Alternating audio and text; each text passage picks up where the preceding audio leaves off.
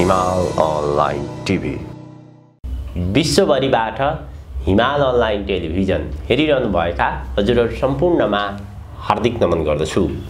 यति बेला देशको राजनीतिमा भारतीय जनता पार्टी भाजपाका विदेश विभाग प्रमुख नेपाल भ्रमणमा रहेका छन्। त्यसैगरी प्रधानमन्त्री पुष्पकमल दाहालको भारत भ्रमण आगामी वैशाख 15 देखि 3 दिनका लागि सरकारले गृह कार्य सुरु गरेको छ। त्यसैगरी आगामी वैशाख 10 गते 3वटा क्षेत्रहरू तनहुँ 1, बारा 2 र चितवन 2 मा उपनिर्वाचन हुँदैछ। आज म यी विषयहरू र नेपालको पछिल्लो राजनीतिक घटनाक्रमको विषयमा वरिष्ठ अधिवक्ता राजनीतिक विश्लेषक विष्णु भट्टराईसँग कुराकानी गर्दैछु।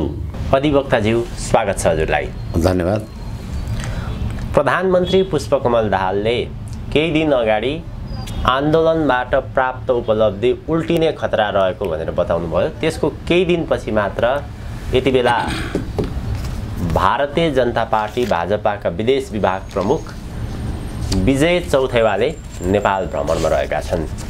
प्रधानमन्त्रीको यो भनाई र विजय चौथैवालाको नेपाल भ्रमण, यस बीचमा केही तारतम्य त्यस्तो संकेत देखिन्छ अथवा यो पछिल्लो नेपालको राजनीतिक घटनाक्रमलाई यहाँले कसरी हेर्नु भएको छ? धन्यवाद। भर्खरै यो संविधान बमोजिमको राष्ट्रपतिको निर्वाचन भयो। अब त्यो राष्ट्रपतिको निर्वाचनमा पनि भारतीयहरूको अथवा पश्चिमा शक्तिहरूको कुन निर्णायकत्व भयो भन्ने कुरा हामीले धेरैचोटि कुरा गरिसकेका छौँ। त्यसलाई दोहोऱ्याइराख्नुको अर्थ छैन। यसैले भारत भ्रमणको पूर्व सन्ध्यामा भारत भ्रमणको यो चर्चा चलिराखेको बेलामा र अस्ति निर्वाचन हुनुभन्दा अगाडि पुष्पकमल दाहालजी र आर्जु देउवा राणाजी दिल्ली गएर वेटिङ गभर्मेन्ट र सिटिङ गभर्मेन्ट भनेर आउनु भएको थियो र अहिले पुष्पकमल दाहालजीले होला उहाँको 15 गतेदेखि भारतको भ्रमण होला नहोला, एकछिनलाई मानुष भ्रमण हुन्छ भयो भने पनि पुष्पकमल दाहालजीको वर्तमान संसदको विश्वास र सरकार त अविश्वासको पुलिन्दा हो। त्यसकारण प्रधानमन्त्रीले जे कुरा भारतीय समकक्षीसँग प्रतिबद्धता जाहेर गर्नु होला त्यो कार्यान्वयन हुन्छ त? त्यो कार्यान्वयन हुनका लागि त तपाईले 10 दलीय सहमति लिनुपर्छ नि। हजुर। अनि 10 दलीय सहमति लिँदाखेरि त तपाईले सम्पूर्ण कुरा 10 वटा राजनीतिक दलका नेता अभिनेता बोलाएर त्यो कुरा राख्दाखेरि त तपाईको राष्ट्रिय गोपनीयता अथवा कूटनीतिक मर्यादा बाँकी रहन्छ। यसकारणले गर्दा विजय चौथाईवाला किन आइराख्नु भएको छ, जहाँसम्म मेरो हिमाल अनलाइनलाई निवेदन छ भने पुष्पकमल दाहालजीको यहाँको वास्तविक हैसियत र यहाँको नेपाल स्थित भारतीय राजदूतावास लगायत भारतको हितमा काम गर्ने शक्ति र सामर्थ्यहरूसँग उहाँ विजय चौथाईवाला आफै ज्ञान लिन चाहनुहुन्छ। त्यो कुरा उहाँ आफ्नो भारतीय नेतृत्व समक्ष नरेन्द्र मोदी प्रधानमन्त्रीजी समक्ष प्रस्तुत गर्नुहुन्छ। अनि त्यहाँबाट पुष्पकमल दाहालजीले भनेका कुरामा कति मान्ने र नमान्ने, हुने र नहुने, छलफल गर्ने र नगर्ने प्रश्न उठ्छ। सधैँभरि हामी सन् 50 को सन्धिका कुरा गर्छौँ। पुष्पकमल दाहालजी, बाबुराम भट्टराई, मोहन वैद्यजी, विप्लवजीहरूले त सन् 50 को नेपाल भारत सन्धि अन्त्य गर्छु भनेर उहाँहरूले लिनुभएको 51 सालमा जुन 40 बुँदे ज्ञापन शेरबहादुर देउवालाई बुझाउनु भएको थियो, 1 नम्बरमा सन् 50 को सन्धिको खारेजी भन्नुभएको थियो। अहिलेसम्म सन् 50 को सन्धिको खारेजीको बारेमा एक शब्द बोल्नु भएको छ?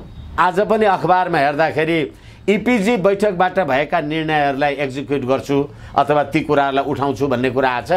किनभने इपिजीको प्रतिवेदन नै भारत सरकारले बुझिरहेको छैन।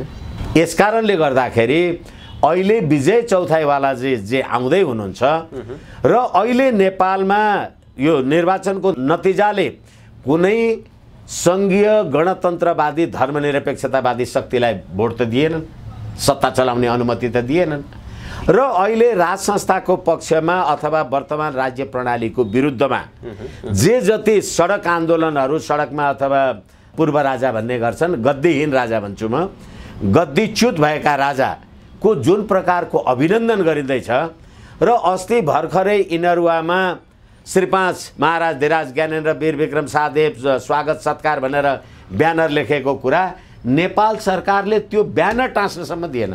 एउटा कागजसँग कति तर्सेको छ यो सरकार?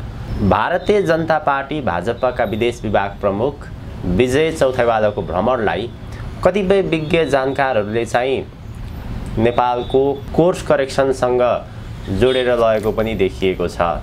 विशेष गरी भारतको सुरक्षाको चासोको विषयलाई लिएर भारत निकै गम्भीर छ भन्ने प्रसङ्गहरू पनि उठान भएका छन्। कतिपयले फेरि भारतले नेपालमा तत्कालिक कोर्स करेक्सन गर्ने होइन, व्यवस्था परिवर्तन गर्ने होइन, अहिलेको जो वर्तमान प्रधानमन्त्री पुष्पकमल दाहाल हुनुहुन्छ, वर्तमान पुष्पकमल दाहाल प्रधानमन्त्रीले चाहिँ भारतको इन्ट्रेस्टलाई सम्बोधन गर्न सक्ने अवस्था छैन। त्यसकारणले अहिलेको यो भ्रमण सरकार परिवर्तन भन्ने प्रसङ्ग पनि उठान भएका छन्। बढी कुनसँग केन्द्रित छ यो? तत्काल सरकार परिवर्तन वा कोर्स करेक्सन?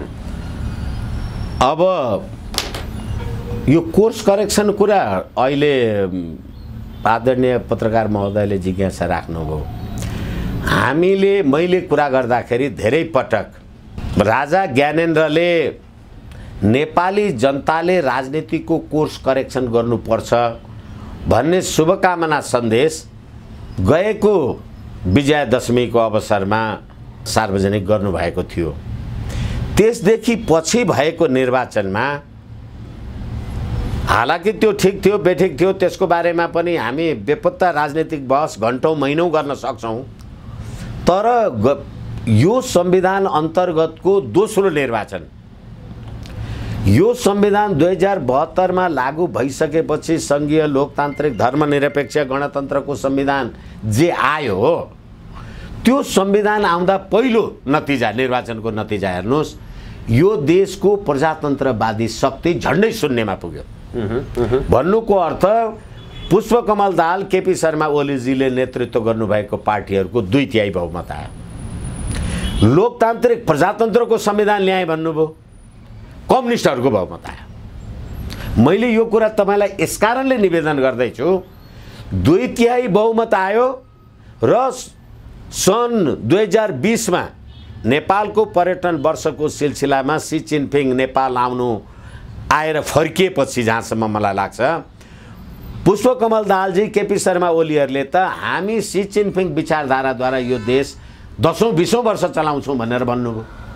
आखिर कम्युनिस्टहरूले प्रजातान्त्रिक संविधान अन्तर्गतको सरकार त 2/3 बहुमत हुँदाहुँदै 3 वर्ष पनि चलाएनन्, 2 चोटि प्रतिनिधि सभा विघटन भयो। भनेपछि कुन लोकतन्त्र ल्याएको रहेछ? एउटा प्रमाण मैले तपाईँलाई प्रस्तुत गरेँ। दोस्रो प्रमाण म तपाईँलाई प्रस्तुत गर्न सक्दछु। अब अहिले हिजो 2/3 बहुमत दिएर पठाएको वामपन्थीहरू अहिले सरकारमा सत्तामा कहाँ छन् र संसदीय व्यवस्थाको मूल्य र मान्यता विपरीत संसारमा भएको संसदीय व्यवस्थाको आदर्शको प्रतिकूल प्रतिनिधि सभा विपक्षी विहीन प्रतिनिधि सभा बनाउने यही दल होइन? अघि तपाईँले निवेदन गर्नुभए अनुसार 260-68 मान्य सदस्यहरूले विश्वासको मत दिए भन्नुहुन्छ भने 275 को पार्लियामेन्टमा विपक्षीको यस्तो पनि हुन्छ? अब फेरि अझै अर्को कुरा म तपाईँलाई के निवेदन गरौँ भने, राजाले कोर्स करेक्सन गर्नु भने अनि कुनै पनि नेपाली जनताले गणतन्त्रवादी शक्तिलाई राज्य सत्ता चलाउनलाई अनुमति दिएन। अर्को म तपाईँलाई उदाहरण दिन्छु, रोल्पामा जहाँ गणतन्त्रको उद्गम भयो, 17,000 मान्छे मारिने कार्यको प्रारम्भ भयो, त्यहाँ 40% मात्रै मत खस्यो। 60% नेपाली जनताले यो व्यवस्थालाई भोट हालेनन्। पुष्पकमल दाहालजीको गोर्खामा उहाँले 46% मात्रै गोर्खामा मत खस्यो, त्यहाँका 54% नेपाली जनताले गणतन्त्रमा मत हालेन। जतिले हाले ती हालेकाले पनि कुनै गणतन्त्रवादीलाई राज्य चलाउने अनुमति दिएनन्। त्यति नदिँदै पनि पुष्पकमल दाहालजीले पुस 10 गते सरकार बनाउँदा, गठन गर्दा त राजावादी नभई त सरकार भएन। हालाकि त्यसको पक्ष विपक्षमा जति बहस गरौँला, तर गणतन्त्रको उत्कृष्ट संविधान ल्याउने राजावादी नभइकन सरकार बनाउन नसक्ने, अनि राजावादी हो भन्ने गणतन्त्रको वादीको खुट्टा भनेपछि राजनीतिको कोर्स अब यो भन्दा बढी के करेक्सन गर्ने?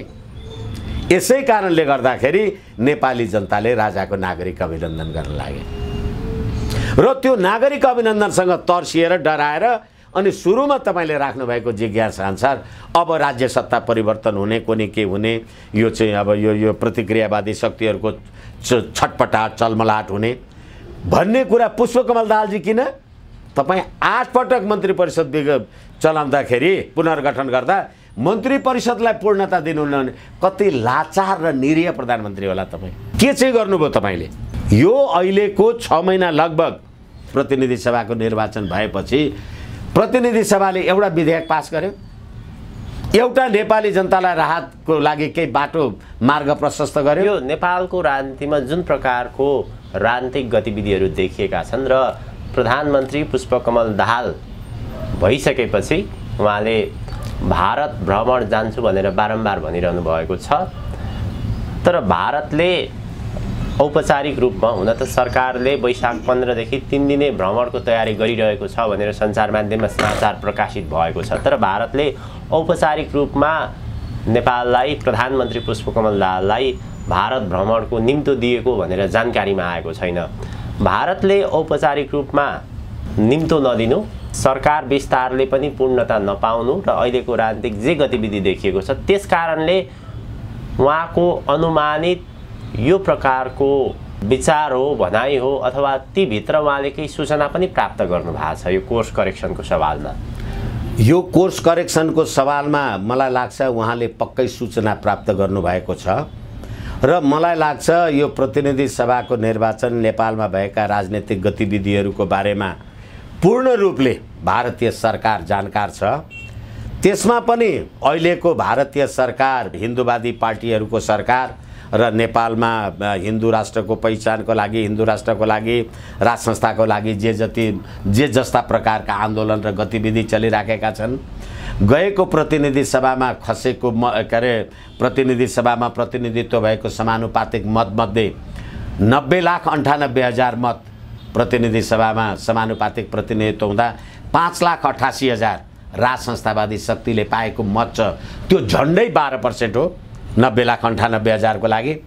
यो सबै कुरालाई, यो सबै गतिविधिलाई हेरेर र फेरि अझै अर्को कुरा, रुस युक्रेन द्वन्द्वमा जुन प्रकारले प्रष्ट रूपले नेपालले अमेरिकी शक्ति केन्द्र अथवा त्यो ध्रुवलाई साथ सङ्गत दिने र अस्ति पुटिनलाई युद्ध अपराधी भनेर आइसिसीले त्यो घोषणा गर्ने, यो सम्पूर्ण कुराले गर्दाखेरि मलाई लाग्छ अब एमसीसी पनि पास गर्ने, यी सबै यो 3-4 वटा गतिविधि घटना परिस्थितिलाई हेर्दा र नेपालमा सङ्घीय लोकतान्त्रिक धर्मनिरपेक्ष गणतन्त्रवादी कुनै पनि राज्य शक्ति निर्णायकत्वमा नपुगेको कारणले गर्दा पुष्पकमल दाहालजी योबाट तर्सिनु भएको अवश्य हो।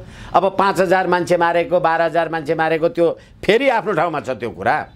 तर सुरुमा मैले भने सन् 1950 को सन्धिको विषयलाई लिएर नेपालका कम्युनिस्टहरूको जे स्ट्यान्ड होला, राजा महेन्द्रले त 2020 सालमा नेपाल नागरिकता ऐन ल्याएर के गरे भने सन् 50 को नेपाल भारत शान्ति तथा मैत्री सन्धिको दफा 6 स्मरणका लागि म निवेदन गरौँ। नेपाल सरकार, नेपालका राजा भारतीयहरूलाई नेपालमा, भारतीय नागरिकहरूलाई नेपालमा नेपाली नागरिक सरह घर जग्गा जमिन किन्न, स्थायी बसोबास, उद्योग व्यापार गर्नलाई सहमत गर्छन् भनेको थियो। तर सन् 50 को सन्धि त खारेज गर्न सकिएनन्, अहिलेसम्म जे छ छँदैछ। तर सन् 50 को सन्धिको दफा 6 चाहिँ लागू भएन, किनभने नेपाली नागरिक नभइकन घर जग्गा जमिन उद्योग धन्दा कल कारखाना व्यापार गर्न नपाइने भन्ने जे कानुन आयो, यदि त्यो सन् 50 को सन्धिको दफा 6 अहिलेसम्म लागू भएको भएदेखि नेपालका यी तपाईँ हामी डाक्टर, वकिल, मास्टर जे छौँ होला, आज सबै भारतीयहरूले यो नेपालको भूमि अथवा जे हुन्छ त्यो उनीहरूले आर्जन गर्थे र हामी तिनीहरूका गोठाला हुन्थ्यौँ कि सम्प्रभु सम्पन्न नेपाली हुन्थ्यौँ। अब त्यो सन् 50 को सन्धिको बारेमा फेरि पनि प्रश्न उठेको छ। नेपालको राजनीतिक वृत्तका राजनीति शास्त्रीहरूले, परराष्ट्र नीतिका ज्ञाताहरूले पनि अहिले पनि सन् 50 को सन्धिको बारेमा भारतसँग कुरा गर्नुपर्छ भनेका छन्। तर तपाईँले राष्ट्रिय गान के भनेर लिएर आउनुभयो भने सार्वभौम भई फैलिएका मेची महाकाली, हिजोको हाम्रो टिस्टा, किल्ला, काङ्गडा, सतलज जे हाम्रो वीरताको कुरा थियो त्यो छोड्नु भएको छ। र फेरि अझै अर्को कुरा, तपाईले 17,000 नेपाली जनताको शहादत गर्दाखेरि तपाई त भारतमै बस्नुहुन्थ्यो, भारत विरुद्ध सुरुङ युद्ध गर्ने भन्नुहुन्थ्यो भनेपछि अहिले भारतको भ्रमण तपाईको जे होला जे गर्नु होला, मलाई लाग्छ नेपाली जनताको सुख शान्ति र समृद्धिको लागि तपाईले भारतीयहरूसँग शिर उच्चा गरेर कुरा गर्न सक्नुहुन्छ भन्ने मलाई लाग्छ। यो नेपालमा कोर्स करेक्सनको सन्दर्भमा जुन प्रकारका घटनाहरू गतिविधि देखिएका छन् यसलाई चाहिँ एउटा सङ्केतको रूपमा पनि लिएको छ। तर अलिकति हामीले यसलाई गहन ढङ्गबाट अध्ययन गर्दाखेरि नेपालमा राज संस्था जसरी गयो त्यसको प्रमुख कारण इन्डो वेस्टका शक्तिहरू लागेर नै नेपालमा राज संस्था गएको हो भन्ने प्रसङ्गहरू विज्ञहरू कतिपय त प्रमाणहरू पनि बाहिर आइसकेका छन्। र खास गरी भारतले नेपाललाई हेर्ने दृष्टिकोण आज पनि अङ्ग्रेजको चस्माबाट नै हेर्छ। भारतको मुख्य चासो भनेको नेपालको सन्दर्भमा सुरक्षा र परराष्ट्र नीति भन्ने कुरा छ। नेपालमा सधैँ ऊ अस्थिर चाहिरहने, इतिहासलाई फर्केर हेर्दा पनि नेपाललाई उसले बारम्बार दुःख दिइरहेको छ र नेपाल सधैँ अस्थिर होस्। सन् 1950 को सन्धि यहाँले उल्लेख गर्नुभयो, त्यो सन् 1950 को सन्धि पनि छ। नेपाल र भारत बीचको खुला सिमाना, यदि नेपालमा बलियो सरकार हुने हो भने भारतले आफूले चाहेको इन्ट्रेस्ट त्यो पुरा हुने सम्भावना कम पनि देखिन्छ। यी सबै कुरालाई मध्यनजर गर्दा नेपालमा भारतले सजिलै तरिकाले कोर्स करेक्सन, त्यो पनि नेपालले चाहे जस्तो त्यो सम्भव, यी घटनाक्रमहरूलाई गतिविधिलाई हेर्दाखेरि त सहज त देखिँदैन। फेरि तपाईले भन्नुभएको कुरासँग म असहमत होइन, तर मैले तपाईलाई तपाईको ध्यानाकर्षणको लागि के चाहिँ निवेदन गरेको हुँ भने 2062 मङ्सिर 7 गते भएको 12 बुँदे समझदारीमा गणतन्त्र, संघीयता र धर्मनिरपेक्षता यी तीनैवटा कुरा छैनन्। यो कहाँबाट आयो? र फेरि अर्को कुरा के हो भनेदेखि राजालाई त्यतिखेर प्रतिनिधि सभा विघटन गर्नका लागि यिनै 7 राजनीतिक दलले दबाब दिए। राजालाई प्रतिनिधि सभा विघटन गर्नका लागि यिनै राजनीतिक दल शेरबहादुर देउवारले प्रतिनिधि सभा विघटन गराए। अनि यिनीहरू नै त्यो 12 बुँदे समझदारी अन्तर्गत राखेर रहेर फेरि राजालाई प्रतिनिधि सभा पुनर्स्थापित गर भनेर यिनीहरूले भने। र यिनीहरूले भनेको प्रतिनिधि सभा पुनर्स्थापित भइसकेपछि 17,000 नेपाली जनता मार्ने र मराउने कुरा गर्दाखेरि त नेकपा एमाले सर 82-83 सिट लिएर त पुष्पकमल दाहालजीहरू प्रतिनिधि सभामा त राजाकै घोषणाद्वारा आएको हो नि त। अब फेरि प्रतिनिधि सभा घोषणा जेठ 4 गते को व्यवस्था के छ भने अबदेखि नेपालको राजगद्दीमा राजाको जेठो सन्तान राजा हुन्छ, राजगद्दीको उत्तराधिकारी हुन्छ। राजगद्दी सम्बन्धी ऐन संसदले बनाउँछ। राजदरबार, राजप्रसाद सेवाका कर्मचारीहरू निजामती कर्मचारी अथवा यो सबै कुरा मैले तपाईलाई किन भने 62-63 को आन्दोलन राज संस्थाको अन्त्यको कुरा थियो भने प्रतिनिधि सभामा राज संस्थाको बारेमा व्यवस्था हुन्थ्यो? हुँदैन थियो।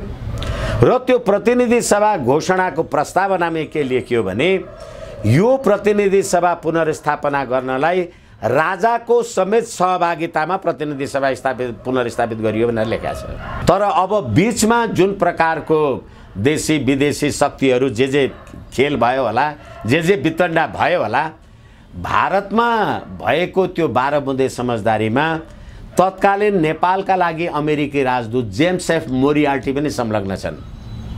र मोरियार्टीले त्यतिखेर भनेका छन्, आम सञ्चारमा त्यतिखेर बोलेका छन्, नेपालको राज संस्थाले विद्रोही राजनीतिक शक्तिहरूसँग, प्रजातान्त्रिक शक्तिहरूसँग वार्ता गरेर यो निरङ्कुशतावादी शैली र शक्तिलाई निस्तेज गर्नुपर्छ भनेका छन्। तर माओवादीहरू एक थरी होलेरी काण्डमा राजाले बचाइदिए भनेर राजासँग वार्ता गर्न जाने। अर्को कुरा चाहिँ राजा भनेको निरङ्कुश हो, हामी त कम्युनिस्ट पो त, कम्युनिस्टले राजतन्त्रलाई समाप्त गर्छ भनेर अनि राज संस्था अन्त्य गर्न जाने। त्यो खेलमा मलाई लाग्छ त्यतिखेर राज संस्था पक्षधर शक्ति, व्यक्तित्व, देशी विदेशी जे होलान् त्यसमा आफू कमजोर हुँदै एकछिनलाई मान्नुस् न, 2063 जेठ 4 गते, 2064 जेठ 4 गते, जेठ 15 गते प्रतिनिधि सभाले, संविधान सभाले राज संस्था हटाउने गणतन्त्रको कार्यान्वयन गर्ने भनेर भने पनि संविधान सभाको निर्वाचनमा गणतन्त्रको अन्त्य आदि इत्यादिवाला कुराहरू कहाँ प्रस्ताव थिएन। तर 2072 साउन 3 र 4 गते आम नेपाली जनताको संविधानबारे अभिमत लिनका लागि लिएको अभिमतमा संवैधानिक राज संस्था हिन्दू राष्ट्र अखण्ड नेपालको पक्षमा दिएका सल्लाह सुझावहरूका पोका त अहिले पनि खोलिएनन् नि, सबैले भनिराखेका छन् त्यो कुरा। त्यसैले नेपाली जनताको अभिमत बिना तपाईले जुन यो संघीय लोकतान्त्रिक धर्मनिरपेक्ष गणतन्त्र ल्याउनु भएको थियो त्यसको 16-17 वर्ष पछाडि पुग्दा नपुग्दा अब नेपाली जनताले कोर्स करेक्सन गरेका छन् राजनीतिक रूपले। अब त्यसलाई आन्दोलनको रूपमा दिने अथवा यो राजाका नागरिक अभिनन्दनहरू हुने आदि इत्यादि, तिमीले गणतन्त्र ल्याएका छौ र गणतन्त्रको कार्यान्वयन भएको छ भने राज संस्थाको नागरिक अभिनन्दन गर्ने, श्री 5 ज्ञानेन्द्र जिन्दाबाद भन्दै हिँड्ने एउटा देशमा राजतन्त्र र गणतन्त्र दुइटै छ। अब त्यसै कारणले गर्दाखेरि अहिले नेपालमा राजनीतिको कोर्स करेक्सन गर्न तपाईले भनेअनुसार भारतले अस्थिरता चाहने कोनी, भारतले अस्थिरता चाहने भए पनि भारतको अस्थिरता नेपालमा चाहनु र नचाहनुको कुरा के हो भने ऊ चीनसँगको दुश्मनीलाई त सधैँ म्यानेज गर्न चाहन्छ। चीनसँगको दुश्मनीलाई भारतले आफू अगाडि पर्नका लागि त नेपालमा स्थिर र भरपर्दो शक्ति नभइकन भारतले चीनसँगको आफ्नो शक्ति सामर्थ्यलाई कसरी ब्यालेन्स गर्ला। यसै कारणले गर्दा शक्ति सामर्थ्य भूराजनीतिको प्रसङ्ग विषय त छँदैछ। मैले यहाँसँग सोध्न खोजेको जान्न खोजेको विषय चाहिँ नेपालका राजनीतिक दलहरू अथवा यो संघीय गणतान्त्रिक व्यवस्था हुँदाखेरि भारतले जसरी सजिलो तरिकाले खेल्न सकेको छ, आफू अनुकूलको नेपालको राजनीतिलाई माइक्रो म्यानेजमेन्ट गर्न सकिरहेको छ र आफूले चाहे अनुसार नदीनालाहरू सम्झौता गर्न सकेको छ, यति सजिलो सहज तरिकाले उसले खेल्न सकिरहेको अवस्थामा राज संस्थालाई किन पुनर्स्थापित गर्न चाहन्छ? किनभने कतिपय जानकार विज्ञहरूले के भन्छन् भने भारतलाई एउटा के पनि डर छ भने नेपालमा राज संस्था पुनर्स्थापित हुँदाखेरि कतै बदलाको भावले पो हेर्छ कि हिजो भारतले जसरी नेपालमा राज संस्था फ्याक्यो वेस्टको शक्तिसँग मिलेर नेपालमा राज संस्था त्यो पुरानो प्रकारको राज संस्था पुनर्स्थापित हुँदाखेरि त भारतले आफू अनुकूलको काम गर्न त नसक्ने भयो, आफ्नै खुट्टामा बन्चरो किन हान्छ भारतले भन्ने प्रसङ्ग पनि छ। हो, यसैले मैले तपाईलाई प्रतिनिधि सभा घोषणा 2063 जेठ 4 गतेको प्रतिनिधि सभा घोषणा अघि मैले तपाईलाई भने त्यो प्रतिनिधि सभा घोषणामा चाहिँ त्यतिखेरै नेपाल धर्मनिरपेक्ष राज्य रहनेछ भनेर लेखा छ, तर राज संस्थाको व्यवस्था गरेको छ। अब राज संस्थाको व्यवस्था गरेर धर्मनिरपेक्ष चाहिँ घोषणा गर्यो भने धर्मनिरपेक्षता त भारतको चाहना होइन नि, पश्चिमाको चाहना हो। पश्चिमाको त्यही कुरालाई हेर्ने भने पश्चिमाको चाहना चाहिँ राज संस्थाको निरन्तरता र धर्मनिरपेक्षता अथवा क्रिस्चियनिटी जे रहेछ। तर फेरि भारतको चाहना कुरा गर्ने हो भने भारत त संसारका सबैभन्दा बढी 1 अर्ब हिन्दूहरू बस्ने ठाउँ हो नि भारत। यसै कारणले हिन्दू राष्ट्र नेपाल हुँदा र नेपालमा राज संस्था हुँदा मलाई लाग्छ हुन त अब भारतभित्रै पनि त अब अस्ति हामीले हेऱ्यौँ नि राहुल गान्धीको यो मोदी जति सबै चोर हुने यो के रहेछ भनेर 2 जना चोरलाई लक्षित गरेर भन्दाखेरि सबै भन्ने एउटा शब्द राखेको कारणले गर्दाखेरि जे भयो अब त्यो गतिविधि हामी अगाडि नबढौँ। यसै कारणले गर्दाखेरि अहिले भारतले पनि हिजो जुन प्रकारको सहजता र सौम्यताका साथ नेपाल भारतको अथवा यिनीहरू रोटी बेटी आदि इत्यादि जे भन्छन्, राम अयोध्या जन्मभूमि तुमी जे भन्छन्, त्यो कुराको जे सहजता थियो होला, तर अहिले नेपालमा आफूलाई साम्यवादी हुँ भन्ने, आफूलाई धर्मनिरपेक्षतावादी हुँ भन्ने, अनि त्यहाँबाट गएर जीवित कुमारी देवीलाई चाहिँ दर्शन गर्ने, तर पनि के भने 10 वटा गठबन्धनको एउटा सरकार हुने नेपाली जनताले कसैलाई पत्यारै नगर्ने भने यो अस्थिरता त अरू खतरनाक हुने पनि। जसरी भारतका लागि अस्थिरता खतरनाक हुने भयो त्यसै गरेर चीनका लागि पनि अस्थिरता र गर्दा गर्दै त अहिले नेपाल सरकारले त नेपालको असंलग्न परराष्ट्र नीतिलाई छोडेर नेपालको तटस्थ परराष्ट्र नीति भन्दै के हो तटस्थ परराष्ट्र नीति? यसै कारणले गर्दा अब त्यो तटस्थ हो कि असंलग्न हो विजय चौथाईवालाहरू आएर उनीहरूले बुझेर जाने मात्रै हो। पुष्पकमल दालजीले त्यहाँ मोदीजीलाई भेट्नुभयो र कुरा हुनुभयो भने पनि पुष्पकमल दाहालजीले भनेको कुरा कार्यान्वयन हुने लागू हुने चाहिँ छैन। यो प्रसङ्गहरू जसरी उठान भइरहेका छन्, हिन्दू राष्ट्रको प्रसङ्ग, इन्डियाको अहिलेको चाहना भने चाहिँ कतिपयले के भनेका छन् भने नेपालमा तत्काल हिन्दू राष्ट्र घोषणा गर्ने राजाको प्रसङ्ग उठान भएको छैन र अर्को दृष्टिकोणबाट के हेरिएको छ भने नेपाललाई हिन्दू राष्ट्र घोषणा गरेर यहाँ एक प्रकारको धार्मिक विद्रोह गराउने, यो प्रकारको पनि भारतको चाहिने भित्री चलखेल छ भनेर भनिन्छ। त्यस्तो गतिविधि देखिन्छ पनि घटनाक्रमले प्रदेश एकै सवालमा, कोशी प्रदेशकै सवालमा पनि त्यस्तो देखिन्छ। अरू धार्मिक जातीय द्वन्द्वका बछिटाहरू देखा पर्न सुरु गरेका छन्। एक तीर दुई शिकार भारतको छ भन्ने पनि छ। त्यसैले राजनीति कूटनीति भनेको सम्भावनाको खेल हो, यो चाहिँ हुनै सक्दैन भन्न सकिन्न। तर हामी नेपालीहरू आफूले जान्नु पर्यो कि संसारका, मलाई लाग्छ विश्वको जनसङ्ख्यामा हिन्दूहरूको जनसङ्ख्या तेस्रो कोटीमा छ भनेदेखि संसारका हिन्दूहरूको पवित्र तीर्थस्थल अथवा नेपाल नै पवित्र तीर्थस्थल हो र त्यो हिन्दू राष्ट्रको हिन्दू राजा, एकछिनलाई मान्नुहोस् न, हामी चाहिँ भ्याटिकन सिटीको पोप जस्तो, जहाँ जो बाइडेनहरू पनि गएर दर्शन प्रणाम आदि इत्यादि उनीहरूको आफ्नो जे गर्ने होलान्।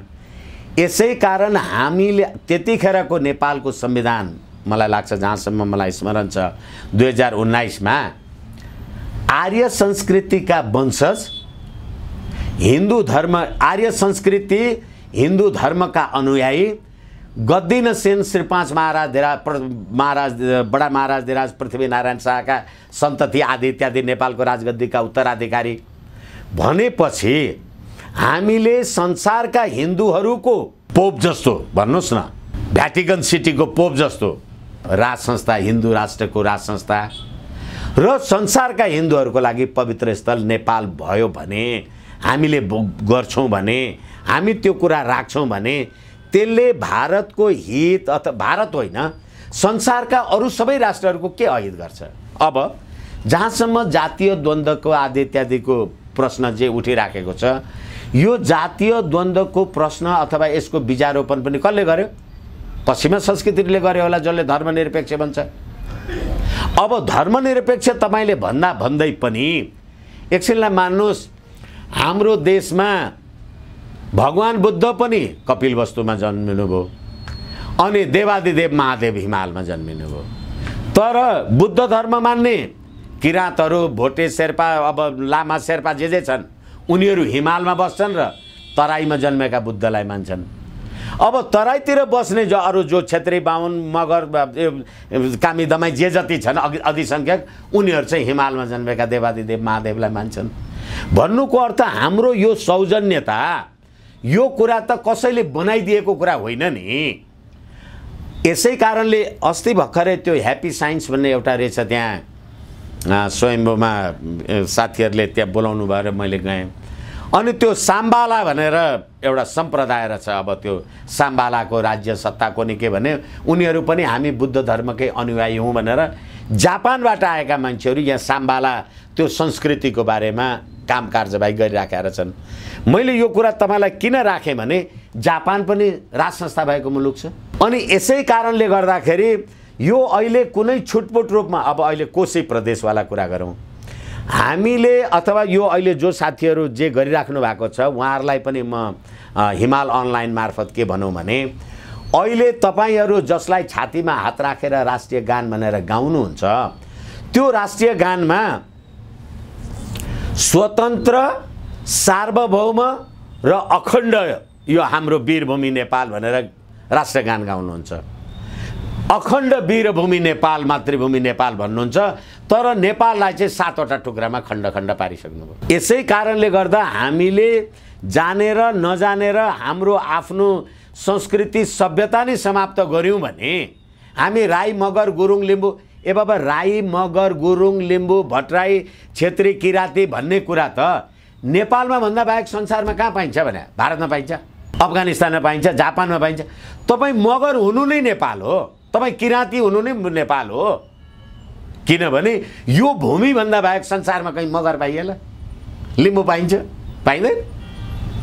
यसैले गर्दाखेरि यो अहिले जुन सामान्य एउटा प्रदेश सरदेशको कुरालाई लिएर जे कुरा गरिराखिएको छ, मलाई लाग्छ यसले हाम्रो संस्कृति सभ्यता त्यो विरासत बुझ्नका लागि या त हामीले गल्ती गरिराखेका छौँ या त हामी बिकेका छौँ।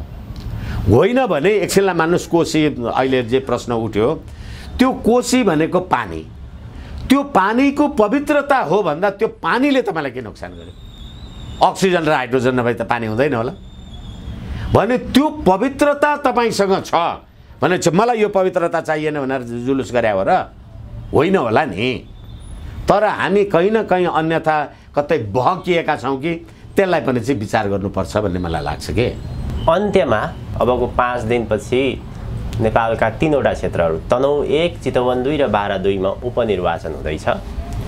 उपनिर्वाचनको विषयलाई कसरी हेर्नुहुन्छ र अहिले खास गरी यो राष्ट्रिय स्वतन्त्र पार्टीभित्र जुन प्रकारको एउटा उत्साह देखिएको छ, केही घटनाक्रमहरू पनि देखिएका छन्, कतिपयले षड्यन्त्र पनि भनेका छन्, यो विषयलाई छोटकरीमा यहाँले कसरी हेर्नु भएको छ?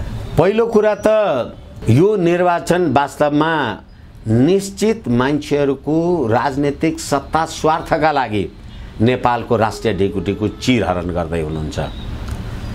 हिजो तनहुँबाट तपाईँलाई मैले 5 वर्षका लागि मत दिएर पठाएको, तपाईँ एउटा दलपति हुनलाई छोडेर हिँड्नुभयो। त्यसै गरेर बारामा तपाईँलाई 5 वर्ष भोट दिएर पठाएँ मैले, अर्को पति हुनलाई तपाईँ छोडेर हिँड्नुभयो। हिजो तपाईँलाई मैले नेपाली नागरिक भनेर मत हालेँ, तपाईँको नागरिकताको बवाली जे कुराको। अहिले जो मान्छे निर्वाचनमा हुनुहुन्छ, बारामा निर्वाचन लड्नु भएको यो घन्टी अब यो चर्चको घन्टी हो कि मन्दिरको घन्टी हो, अब त्यो आफ्नो ठाउँमा जे होला। अब हालाकि भोट पर रवि भनेर त्यो विदेशी मान्छेहरू लाइन लागेर प्रणाम सरनाम गरेका यो आम सञ्चारमा बाहिर आएका छन्, तिनीहरूको सत्यता आफ्नो ठाउँमा जे होला। काठमाडौँको क्षेत्र नम्बर 1 को जनताले अस्ति तपाईँ प्रतिनिधि सभा सदस्य हुन अयोग्य हुनुहुन्छ, अयोग्य हुनुहुन्छ होइन, योग्य हुनुहुन्न भनेर तपाईँलाई भोट दिएनन्। अनि तपाईँ रमेश खरेलजी अहिले घन्टी लिएर बारामा गएर प्रतिनिधि सभा सदस्य हुनलाई, काठमाडौँबाट पो अयोग्य त बारामा गएर योग्य बन्नु। एकछिन नेपाली जनताले काठमाडौँमा तपाईँलाई मान्य सदस्य हुनलाई अयोग्य ठाने भने अनि बाराका जनताले चाहिँ योग्य ठाने भनेपछि मान्यहरू कति खालका हुन्छन्? यसै कारणले गर्दाखेरि यो नीति नैतिकता पात्र पद्धति र फेरि त्यो ठाउँ किन खाली भयो?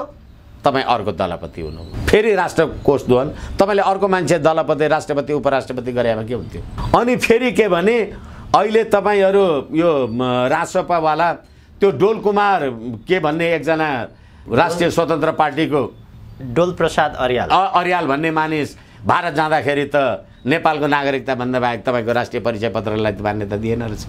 तपाईँ अवस्था र व्यवस्था परिवर्तन गर्ने कि के गर्ने भन्नुहुन्छ? अब त्यसै गरेर तपाईँ स्वर्णिम वाग्लेजीहरू जे हुनु होला, तपाईँहरू आउनु होला, तर हिजो तपाईँले नेपालको सर्वोत्कृष्ट प्रजातान्त्रिक शक्ति भनेर मानेको नेपाली काङ्ग्रेस आज त्यो नेपाली काङ्ग्रेससँगको कुनै स्वार्थ सरोकारमा झगडा हुने बित्तिकै त्यो निकृष्ट भयो भनेपछि हाम्रा देशका जानेका बुझेका विद्वान बुद्धिमान हो भन्ने मान्छेहरू के गर्दा रहेछन्? पुष्पकमल दाहालजी प्रधानमन्त्री हुनुभयो र 5000 मारेको जिम्मा लिन्छु भन्नुभएको छ, पार्लियामेन्टमा हुनुभयो। म पनि त 27-28 जना गौरमाता मारेकै हुने भनेर म उपेन्द्र यादव चाहिँ हुन नपाउने भनेर फेरि तपाईँ कुद्नु भएको छ। के आउँछ नयाँ भने? यो खाली नेपालको, फेरि म तपाईँलाई निवेदन गरौँ, अहिले प्रतिनिधि सभाको निर्वाचन भएको 6 महिना पुग्ला, धेरैचोटि भने मैले, नेपाली जनताको कर ट्याक्स त तपाईँले हरेक महिना खानुभएको छ, अर्बौँ खाइसक्नुभयो। एउटा नेपाली जनताको लागि तपाईँले विधेयक पास गर्नुभयो, प्रतिनिधि सभामा विचाराधीन रहेको एउटा तपाईँ उपसमिति बनाउन सक्नु भएको छैन।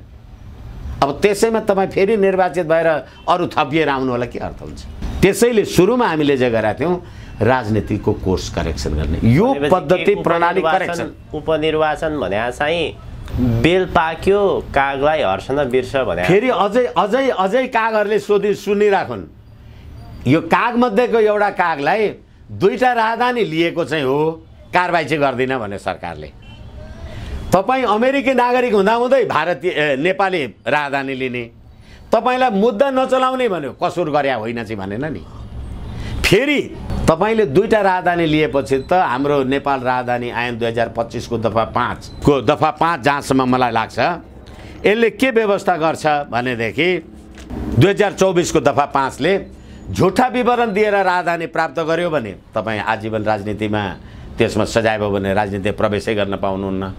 त्यो राजधानी प्राप्त गरे बापत 3 वर्षसम्म कैद र 30,000 रुपियाँसम्म जरिवाना हुन्छ भनेपछि अब राजधानी चाहिँ लिएको हो, प्रयोग नगरेको हुँदा कारबाही नगर्ने भने होइन, झुटा विवरण दिनु भएन। तर जनताको अगाडि त केही नलाग्ने रहेछ। एउटा नजिर चाहिँ कस्तो पनि भयो भने जनताले त्यो स्वीकारेको पनि देख्यो। अब नेपालमा वर्षौँदेखि एउटै मानिस प्रधानमन्त्री, एउटै मानिस मन्त्रीहरू भइरहने, राज्यको ढुकुटी सकिसक्यो। एउटा कुनै मानिस आएर उसले प्राविधिक रूपमा ऊ अलिकति नेपालको कानुन सम्मत ऊ भएन, तर राष्ट्र बनाउँछु भन्दा नेपालका सारा बुद्धिजीवी, सारा मानिसहरू एउटा मान्छेलाई किन यति साह्रो लखेटेको भन्छन् के? एकैछिन, यो एउटा मान्छेलाई के यो कानुन कसले मान्नुपर्ने? कानुन त सबैले मान्नुपर्छ हो। अनि यो जसको बारेमा कुरा उठाएको छ उहाँहरूले मान्ने कि नमान्ने? केही प्राविधिक त्रुटिहरू एकैछिन, प्राविधिक त्रुटि होला, एकछिनलाई मान्नुहोस् न। मैले तपाईँलाई तलवारले घाँटी मात्रै छिनाइदिया हो, तपाईँ आफै मर्नु हो, मैले मान्छे मारे हो। फेरि यो सम्पूर्ण कुराको कारक को जनता हो, अर्काले गरिदिया हो, तपाईँ आफै होइन दोहोरो राजधानी लिने, दोहोरो नागरिकता लिने। र फेरि अझै अर्को कुरा, अस्ति प्रतिनिधि सभामा तपाईँ उप प्रधानमन्त्री हुनुहुन्थ्यो, गृहमन्त्री हुनुहुन्थ्यो, लक्ष्मी महतो कोइरी ज्यान मारा मान्छेलाई पूर्वपक्षको लागि थुनामा राख्नुपर्ने मान्छे तपाईँसँगै बसेर काम कारजवाही गर्दा तपाईँ पुलिसलाई आदेश गर्नुहुन्थ्यो, त्यसलाई पक्रिनुहुन्थ्यो। कानुन कसलाई लाग्ने? फेरि अहिले अर्को कुरा, यो राजधानीवाला कुरामा मुद्दा नचलाउने पो भनेको छ त, कसुर होइन त भनेको छैन नि। यो दोहोरो नागरिकता, दोहोरो पासपोर्टको विषयमा कानुनले अथवा न्यायाधीशहरूले पनि के भनेका छन् भने यसमा कुनै नियत नदेखिएको। एउटा कुरा नि, तपाईँ गाडी चलाएर कहीँ जानुभयो, ट्राफिकले तपाईँलाई समात्यो र लाइसेन्सले भन्यो तपाईँसँग लाइसेन्स छैन, अनि ट्राफिकले तपाईँलाई होइन तपाईँले दुर्घटना गराएर रहेछ जानुहोस् भनेर छोडिदिने कि कारबाही गर्ने? त्यसो त अब नेपालमा अरू त्यस्ता थुप्रै मानिसहरू छन्, उनीहरूको विषयमा चाहिँ कुरो नगर्ने। एउटा अब फेरि अर्को कुरा, तपाईँ नो नट अगेन भनेर आउनुभयो, अहिले पनि त्यही भन्छन् होला यिनीहरू मलाई लाग्छ। तर तपाईँ पार्लियामेन्टमा आएपछि KP Sharma Oli yes you are again, Pushpakamal Dahal yes you are again, Ramchandra Paudel again, Sherbahadur Deuba again, को नो नट अगेन। अहिले पनि सरकारमा बस्ने मन्त्री नहुने, सरकारको समर्थन कायम राख्ने, मुद्दा सरकारले मुद्दा नचलाइदिने, समर्थन फिर्ता नलिने, बुझिँदैन यो। र फेरि यो अहिले राजधानीको प्रश्न र नागरिकताको प्रश्न त अघि हामीले भने जस्तो अमेरिकासँग जोडिएको होला नि त, जो बाइडेनसँग राजेन्द्र महतोको भारतसँग जोडिए जस्तो। यसै कारणले गर्दा कानुन नबनाउनुहोस्। साँच्चै म विदेशी एजेन्ट नै हो भने मेरो त्यो प्रकारको दुराशय भावना छ भने पुष्टि गर्नुहोस्, म सबै प्रकारको चाहिने सजाय भोग्न तयार छु। त उहाँले पनि भन्नुभएको छ नि। होइन होइन, एकछिनलाई मानौँ न, मैले तपाईँलाई भने यो सबै प्रश्न उहाँकै बारेमा किन उठ्यो भने कसले गरेको? तपाईँले गर्दा हो, मैले गर्दा हो, अर्कोले गर्दा हो, अर्को तपाईँले गरेको काम होइन यो, तपाईँ नै होइन यो गर्ने। र मैले त्यो कुरा गरेको भए पुष्पकमलले मलाई मुद्दा लगाउँथ्यो, उहाँ चुनाव लडेर मान्य नेता बनाउँथ्यो कि उहाँ लगेर जेलमा कोस्थ्यो भनेको। तपाईँलाई चाहिँ कानुन नलाग्ने? कानुनको एउटा कुनै के त्रुटि भयो होला, अब त्रुटि नै त हो नि भने। अब त्यसो त प्रधानमन्त्री पुष्पकमल दाहाल स्वयं 17,000मा 5,000 मारेको जिम्मा मैले लिन्छु, उहाँको सर्वोच्चमा रिट पनि छ, उहाँमाथि कारवाही भएको छैन, उहाँमाथि प्रश्न कसैले उठाएको छैन। अब एकजना माथि यत्रो खेदो किन खुन्छ? त्यसो भने त नेपालीले, नेपालका बुद्धिजीवीहरूले परिवर्तन चाहेका रहेन रहेछन्। त्यही एउटै मानिसलाई 10 चोटि प्रधानमन्त्री, एउटै मानिसलाई 15 चोटि मन्त्री, अब यही नै ठिक पर्ने भयो। नेपालका जनताले परिवर्तन चाहेर तपाईँलाई पठाएको, नो नट अगेन भनेर। तपाईँले पो चाहनु भएन त, होइन पुष्पकमलै हुन्छ, शेरबहादुरै हुन्छ, यो नै हुन्छ, त्यो नै हुन्छ भनेर तपाईँ पो त होइन भने नो नट अगेन भनेको तपाईँले किन तिनीहरूकै खुट्टा ढोगेर मन्त्री उप प्रधानमन्त्री खाँदै जानुभएको छ? त्यो सरकारको अझै पनि तपाईँ समर्थन गरिराख्नु भएको छ। मधेस इज नट नेपाल भन्ने मान्छे चाहिँ 10-10वटा, र फेरि सरकार के भन्छ, 2टा राजधानी चाहिँ लिएको मुद्दा चाहिँ चलाउँदिन। झुटो विवरण दिएर राहदानी लिने बित्तिकै कसुरदार हुन्छ। तपाईँले दुईवटा त लिनु भने दुईवटा लिनलाई पहिलो छैन भन्नु पर्यो नि, दोस्रो लिन त झुटो भएन भने। अब त्यो कानुनै तपाईँलाई लाग्दैन भने त गर्नुहोस्। प्रजातान्त्रिक व्यवस्थामा जनता नै ठुलो भन्छन्। होइन, जनता ठुलो भन्छन् त 50,000 भन्दा बढी फरकले मैले चुनाव जितेको। केही मानिसले रवि लामिछानेको विरोध गरिरहेछन्, तर जनताले त होइन हामी रवि लामिछाने नै चाहन्छौँ। होइन, ठिक छ, जेसुकै होस् रवि लामिछानेलाई चितवन 2बाट हामी जिताएरै पठाउँछौँ, चाहे उहाँ विरुद्ध जस्तो प्रकारको षड्यन्त्र होस्। यो होइन, प्रक्षेपण के छ भने अझै पनि रवि लामिछानेले चितवन 2बाट भारी मतले जित्छन् भन्ने छ। एकैछिन जित्नु होला। यो अहिले कसले जित्छ र जित्दैन होइन, प्रसङ्ग उठ्दाखेरि नाम लिएको मात्रै हो। होइन भनेदेखि यो जुन कानुनी संवैधानिक प्रश्न उठिराखेका छन्, ती कानुनी र संवैधानिक प्रश्न अरूको हकमा भएको भए के हुन्थ्यो? तपाईँ भोट दिनुहोस्, के फरक पर्छ र? तपाईँ पार्लियामेन्टमा आएर कानुनै बदल्नुहोस् न, के फरक पर्छ? तर कानुनले के भन्छ भने तपाईँले दुईवटा राहदानी ल्याऊ। कानुनै ठिक छैन भन्दै हुनुहुन्छ तपाईँ। हो त कानुन बदल्नुहोस् न, के भयो त? बदल्नुहोस्, तपाईँले बनाएको कानुन। यिनै जनता होइनन् भोट हालेर पार्लियामेन्टमा पठाउने, त बदल न तिमीहरूको कानुन। फल्नालाई अपराधै लाग्दैन भनेर लेखिदेऊ, के फरक पर्छ र? तर कानुनले कसुरदार भनेको कुरामा चाहिँ त्यहाँ तपाईँको पदीय कुरा अथवा तपाईँको हैसियतको प्रश्न छैन। हस्, यो तातो बहस भएको हुनाले यो प्रसङ्ग मैले उठान गरेँ। यो बहसको निमित्त एउटा चाहिने माध्यम पनि हो। आजको यो हजुरको अत्यन्त महत्त्वपूर्ण समय र विचारप्रति म हृदयबाट नै आभार प्रकट गर्न चाहन्छु। हस्, धन्यवाद।